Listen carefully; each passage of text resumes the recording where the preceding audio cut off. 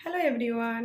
বেটু অনেক দিন ধরেই বলছে আবার আইসক্রিম বানাও। সেদিনে ম্যাঙ্গো আইসক্রিম করে দিয়েছি, বলছে এবার চকলেটের আইসক্রিম বানাও। সেই জন্য এই দেখো ডেরি মিল্ক নিয়ে এসেছি।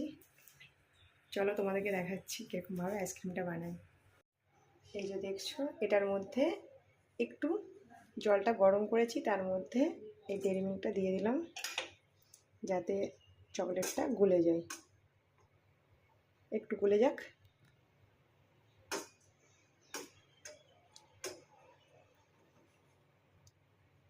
চলো, চকলেটটা গড়ে গেছে।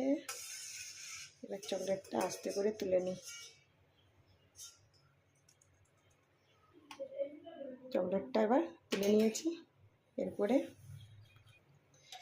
চকলেটটা একটা চামচের দ্বারায় এরকমভাবে টেনে নেবো।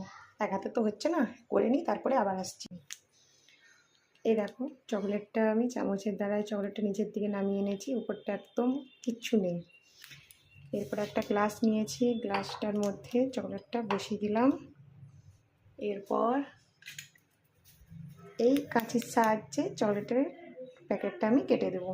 দেখো, চকলেটের মাথাটা আমি কেটে নিয়েছি। আর চকলেটটা দেখো একদম ভিতরে চলে গেছে।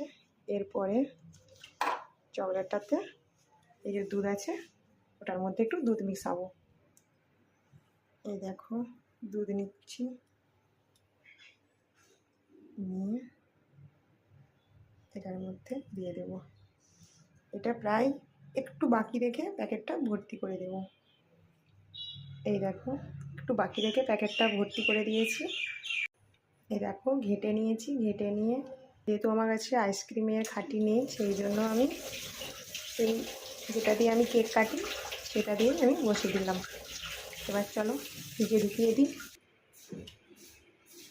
চলো এবার এই আইসক্রিমটা ফ্রিজে রেখে দিচ্ছি।